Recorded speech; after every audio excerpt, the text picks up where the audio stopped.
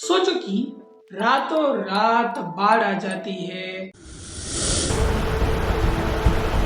सभी लोग इवैक्यूएशन करते हैं, कुछ लोग पेड़ के ऊपर 17-17 घंटे सोकर बिताते हैं, कुछ लोग ऊंची जगहों पर जाते हैं। ये सब कुछ एक बार नहीं, बार बार घटे तो कैसा होगा? 2017, 2018, 2019, 2020 पिछले 5 सालों में ऐसे सैकड़ों लोग मारे जा चुके, इमारतें गिरी, सब कुछ तहस महस।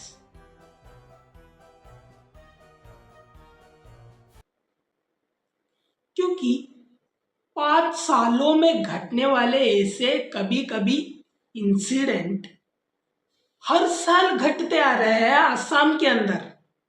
ऐसा क्या हो गया असम के अंदर, इतनी तेज बाढ़ आ रही है हर साल, एक साल भी गैप नहीं भाई। वहां पर तो वहां के लोगों को जाकर पूछे तो वो बोल रहे हैं कि हमारे दादा परदादा के काल में तो ऐसा कुछ नहीं होता था, पर अभी चल रहा है।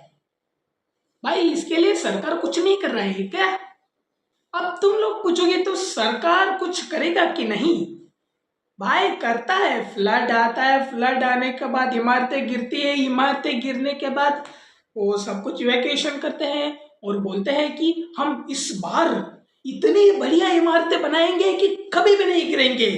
मैं आज इस सभा के माध्यम से पूरे आसाम की जनता को आश्वस्त करने आया हूं कि एक 5 साल हमें और दे दीजिए, आसाम को बाढ़ मुक्त बनाने का काम भारतीय जनता पार्टी की सरकार।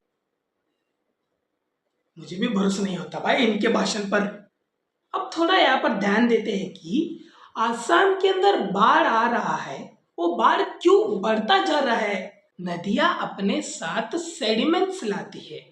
सेडिमेंट्स का मतलब पहाड़ों से गिरा हुआ मलबा, पत्थर, मिट्टी, सब कुछ, उसे सेडिमेंट्स बोलते हैं।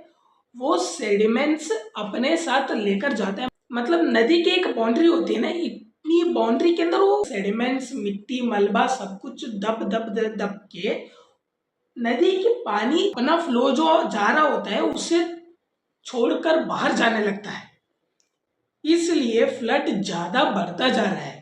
भाई इस ग्राफ को देखो, जो मिट्टी भरा हुआ है ना, मैंने बताया था कि वो जो रास्ता होता है नदी का जाने का, उस रास्ते के अंदर जो मिट्टी दब दब के आ रहा होता है, इसका ग्राफ देखो।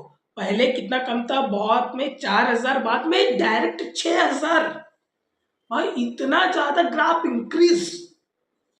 एक और बात हमें ध्यान रखना चाहिए कि आसाम के आईआईटी गुवाहाटी के अंदर प्रोफेसर ने बोला कि हम आसाम के जियोग्राफिकल मैप को तो बदल नहीं सकते, आसाम को ऐसे मोड़ मोड़ कर एक प्रोटेक्शन नहीं तो लगा सकते।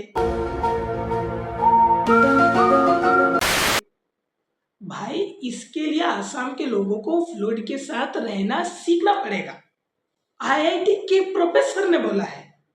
मतलब समझो कि प्रिकॉप्शन लेने का, आज फ्लड आने वाला है, फ्लड एरिया बनाओ, ज्यादा ऊपरी जगहों पर घर बनाना, कच्चा घर नहीं बनाना, मतलब कंक्रीट का परफेक्ट घर बनाना।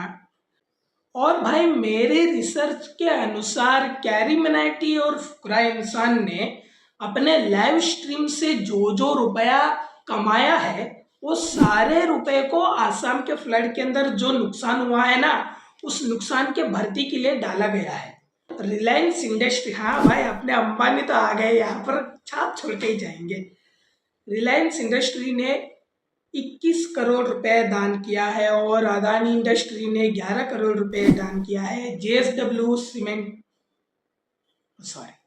जेएसडब्ल्यू जो भी कंपनी है मुझे पता नहीं, सॉरी, उन्होंने 5 करोड़ डोनेशन किया है। मगर अपने दुर्गा भाई ने तो करके दिखा दिया। एक पीडीएफ बनाया है, उस पीडीएफ के अंदर फ्लड आने के बाद क्या क्या प्रिकॉप्शन लेनी चाहिए, कहाँ कहाँ जाना चाहिए, मतलब क्या क्या केयर लेनी चाहिए, सब कुछ उस पीडीएफ के अंदर डिटेल मेंशन है। मैं भी अपने डिस्क्रिप्शन के अंदर मेंशन कर दूंगा। और ये सिर्फ आसाम के लोगों के लिए नहीं है, सभी लोगों को शेयर कीजिए और सी यू इन नेक्स्ट वीडियो।